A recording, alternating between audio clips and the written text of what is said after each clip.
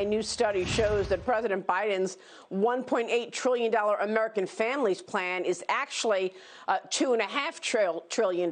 It could cost $700 billion more than the Biden estimate, putting the total at $2.5 trillion.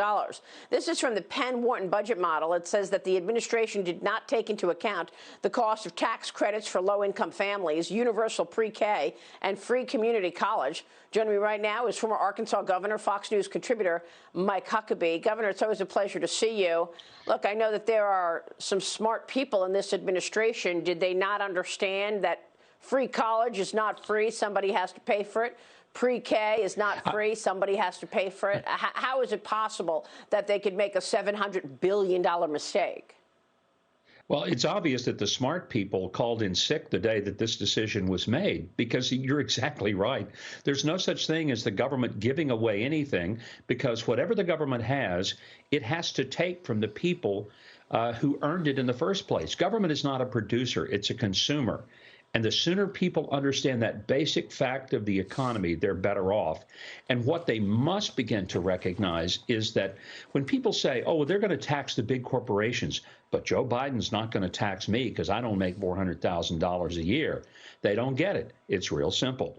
When you raise the cost of doing business and you tax a corporation, Maria, corporations ultimately don't pay tax. They collect the tax for the government and they send it in. But in order to make up for what they had to collect, they simply raise their prices or they cut their expenses. Some of the expenses they cut will be the jobs of the people who are sitting there with a smug look on their face saying, well, he's not coming after me, old Joe Biden isn't. Yes, he is, because you ultimately will pay for it. It'll cost more to buy a loaf of bread, a gallon of gas. It'll cost more to buy a car, a house, or a board of lumber. And that's where the cost goes up.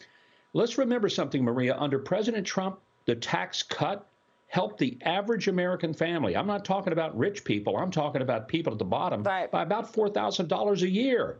This is going to be the reverse of that, and it makes no sense whatsoever. Yeah, and to say that everyone is not getting their taxes raised is wrong, because they're overturning President Trump's tax cuts. So that tells you right there, every income level will see higher taxes. I want to get to the dominance of big tech, but before I do, I think this is the biggest story of the day, the fact that the administration is blowing off property rights, intellectual property rights. The U.S. is backing a waiver of intellectual property shield for the COVID vaccine makers. These companies went through hoops to get a vaccine on the market in 10 months, and now they're being forced to share their intellectual property. Does that mean nobody is safe? Will the technology companies be forced to share their algorithms? Will Starbucks be forced to share its coffee recipe to Chinese coffee companies? I mean, where does it end?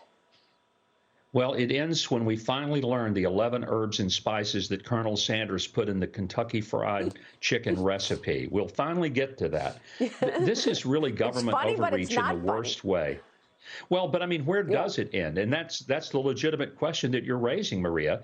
When the government can tell a private corporation that it has to give away its trademark secrets, its intellectual property, things that it spent millions, maybe billions to develop, government is too big at that point, and it destroys the basic foundation of a free enterprise system that says, look, I have a right to create something, and I have a right to enjoy the benefit of what I've created because I've put a lot at risk. Therefore, I should enjoy the rewards. What did government put in? Government, again, is stepping into an area where it has no business to step. And I'm hoping that American people will wake up and see that what Uncle Joe is doing is really the antithesis of how the American economy and the American society is supposed to work. Well, hopefully for Facebook, the administration will be nice to this industry, given the fact that they continue to do what they want. The oversight board decided yesterday to uphold the ban on former President Trump's accounts, but is giving the technology giant 6 months to determine whether to make the ban permanent. The board also criticizing Facebook for failing to state and enforce clear rules, Governor. I don't know how independent this oversight board is, but anyway, they're appearing to make it look like it is somewhat independent. But what do you think about this story? Well, there's 20 people on that board. Only 5 of them are American.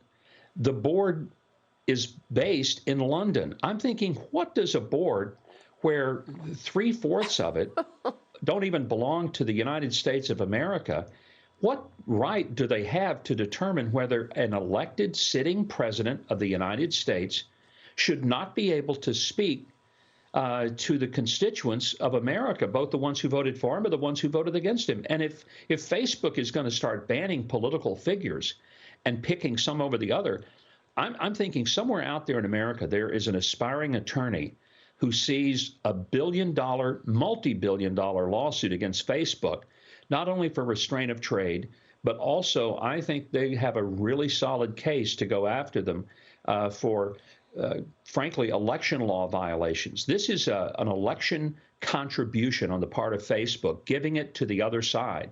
And it is an illegal contribution, and somewhere Zuckerberg is going to meet his comeuppance. I'm convinced of that. It may not be this week, this month, but somewhere there are some attorneys figuring out that if they got 30% of this case, they can retire for life and live the high life.